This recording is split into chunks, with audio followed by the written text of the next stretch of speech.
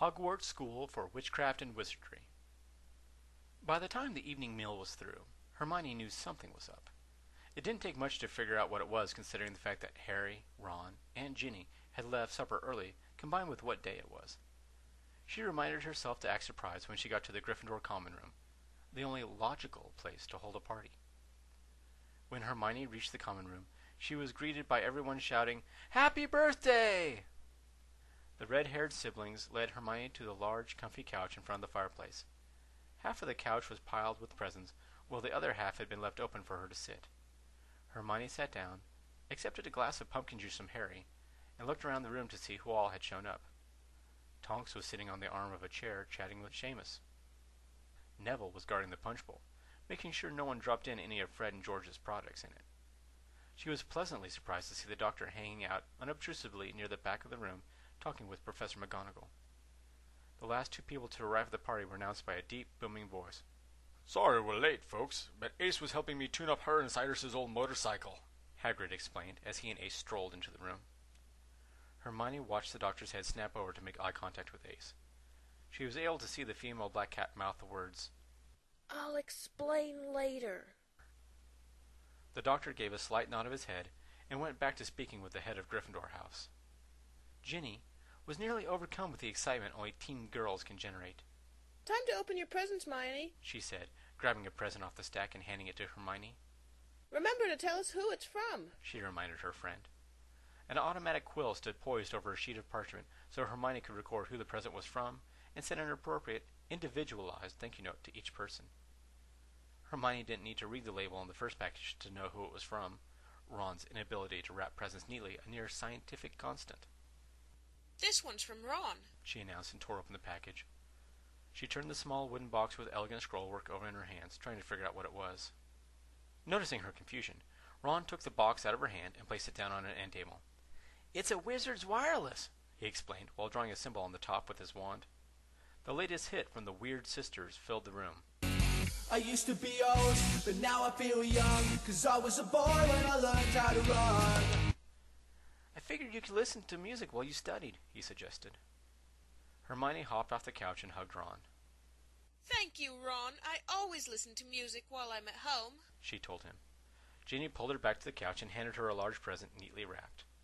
She looked at the name tag attached and told the quill. "This one is from Harry." She ripped off the paper and took in a quick breath when she saw the intricate detail of the Hogwarts model.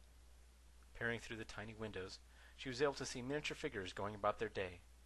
"It's beautiful, Harry. Thank you very much," she gushed. Picking up an oddly shaped package, Ginny handed it to Hermione and told her. "Tonks and I went in together on this one." Hermione had only ripped open a part of the paper when she started giggling at what she saw underneath. She finished ripping off the rest of the paper to reveal a pair of combat boots with Gryffindor red and yellow bootlaces. "Time you started wearing your big girl's boots, Hermione," Tonks teased playfully. She looked over at Ace and winked. Still giggling, Hermione asked, "Didn't Ace get you your first pair when you were 8? "What can I say?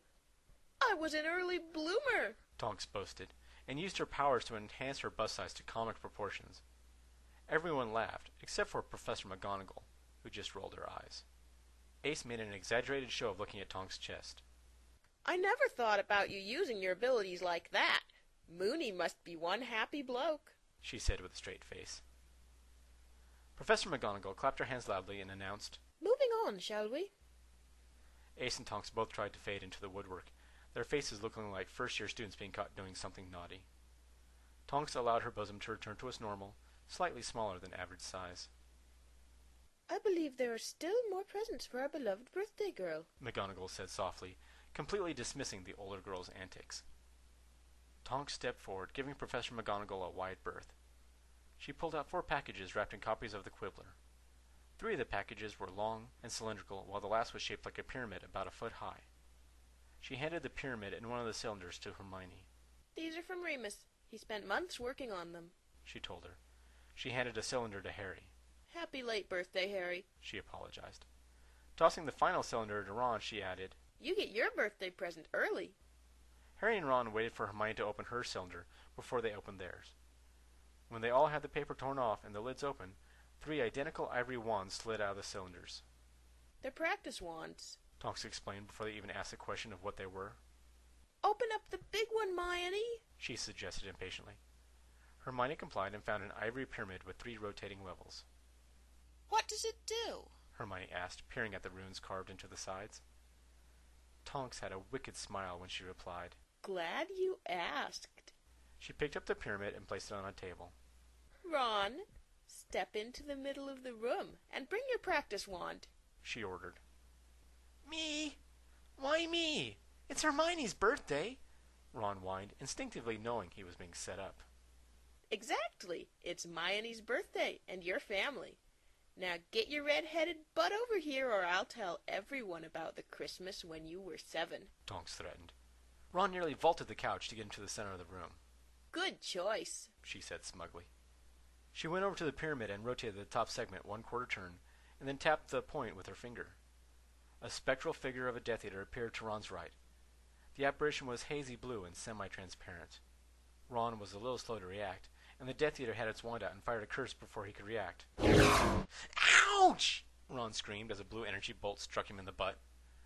He spun around and yelled, Stupefy! Instead of the customary red blast of magic associated with the Stupefy spell, another blue bolt came from Ron's practice wand.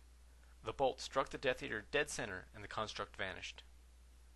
Tonks tapped the point of the pyramid again as Ron massaged his butt cheek. Remus came up with the idea last year when Harry was teaching Dumbledore's army. Now the 3 of you will be able to practice with ever-increasing levels of difficulty whenever you feel like it, she said proudly of her boyfriend's creation. Hermione looked down at her practice wand, her merriment momentarily lost. She squared her shoulders as she vowed to practice with the device as often as possible to make sure she did her part in winning the war. This is a wonderful gift. Please tell Remus thanks from us, she requested. Harry nodded, thinking along the same lines as Hermione. Yes, please tell Moony thank you for me, he added. He and Hermione looked at Ron expectantly. Ron looked from Harry to Hermione. What? I'll tell him thanks when my arse quits hurting, okay? He complained. This set everyone off laughing again and even brought forth a small snicker from Professor McGonagall. Jenny looked at the empty half of the couch where the presents had been and gave Hermione another hug. Happy birthday again, she told her. Ginny stood up when she was tapped on the shoulder. She turned around and saw the doctor behind her. Ginny quickly turned to face Hermione again, made an excited face, and then stepped aside. One last present, Miss Granger, the doctor said, and pulled out a small package wrapped in a hideous purple and green paisley wrapping paper. Hermione hesitantly took the offered present, worried that the tackiness might somehow rub off. The doctor stepped back and stood next to Ace while Hermione opened the present. Under the ugly paper was a simple leather folder made from tanned oxhide held together with a leather strap. The pages between the covers were made of sturdy parchment. On top of the folder was a note on the same parchment. Written on it, in somewhat messy handwriting, were the words, From one van to another, the doctor. Intensely curious, Hermione opened the cover and her breath caught when she read the handwritten words on the first page. This time the words were written in a much more flowing, much neater handwriting, obviously written by a different person. Much ado about nothing. Working script. If perchance you have found this in one of our wonderful local drinking establishments, please return it to William Shakespeare. Hermione flipped through some pages and saw the play was written on the front side of the parchment, while stage notes were written on the back. She looked up at the doctor, wonder in her eyes. Thank you, Doctor. This is absolutely wonderful, she told him.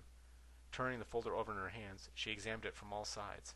This is the most authentic-looking reproduction I have ever seen.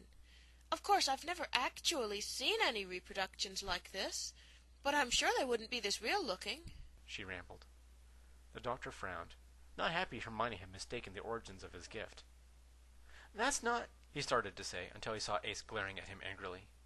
She jerked her head towards the door and stormed off in that direction. That's not what, Doctor? Hermione asked. Nothing. Will you excuse me for a moment? The doctor requested. Before Hermione could answer, he had turned and was headed out the door to the hallway.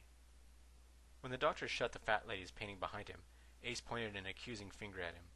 Did it ever occur to you to try to blend in and not be conspicuous? She complained. What? The doctor replied, confused as to what she was talking about. Ace sighed, rubbing the bridge of her nose. Tell me about the play, she ordered. That? That's what you're mad about? The doctor asked, even more confused. Miss Granger and I had a nice discussion about literature the other night, and she told me her favorite play was Much Ado About Nothing. I found out it was her birthday, so I popped back and asked Bill if I could have a copy to give her as a present, he said, as if he were describing going to the local market to get some eggs. Bill? As in William... Ace started to say. The concept was too mind-boggling even for her to wrap her head around. Of course.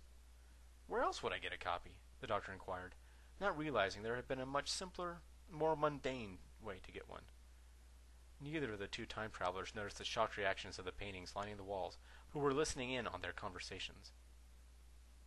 Hermione looked at the door the doctor had gone through and smiled to herself.